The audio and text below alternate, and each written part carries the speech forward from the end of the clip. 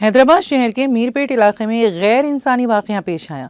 दरिंदा सिफत शौहर ने बीवी को बेदर्दी से कत्ल कर दिया, फिर उसने मकतूल बीवी के जिस्म के आज़ा को टुकड़े टुकड़े कर दिया।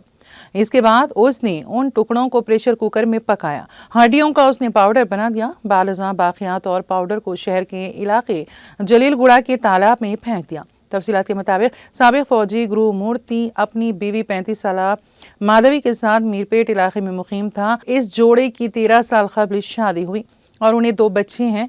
इस असना में 18 जनवरी को शौहर गुरुमूर्ति ने पुलिस स्टेशन में शिकायत दर्ज करवाई कि उसकी बीवी लापता हो गई है। पुलिस को गुरुमूर्ति पर शुबा होने पर पुलिस ने उसे हिरासत में लेकर पूछगछ की, जिस पर उसने इक़बाल जुर्म किया कि उसे अपनी बीवी के किरदार पर शक था। उसने अपनी बीवी का कत्ल करके पहले लाश के टुकड़े टुकड़े कर दिए। इसके बाद उसे उन जिस्मानी आज़ा को लेकर कुकर प्रेशर में पकाकर तालाब में फेंक दिया। पुलिस लाश के बाक़ियात की तलाश कर रही है और इस दरिंदा सिफत शौहर के खिलाफ मुकदमा दर्ज करके तहकीकात का आगाज कर दिया।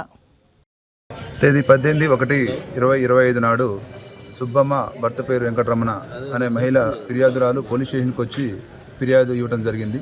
ఆమెకి 3 కుమార్తెలు సంతానము. పెద్ద కుమార్తె అయిన మాధవిని సుమారు 13 సంవత్సరాల క్రితము గురుమూర్తి అనే వ్యక్తికి ఇచ్చి మ్యారేజ్ చేయడం జరిగింది.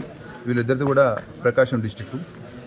గురుమూర్తి అనే వ్యక్తి ఆర్మీలో పనిచేసి రిటైర్ అయ్యి ప్రస్తుతం కంచన్బాగ్లో సెక్యూరిటీ గార్డ్గా పనిచేస్తుండ్రు. గత 5 సంవత్సరాలుగా మన వెంకటేశ్వర కాలనీ జిల్లెలగూడలో ఉంటుండ్రు.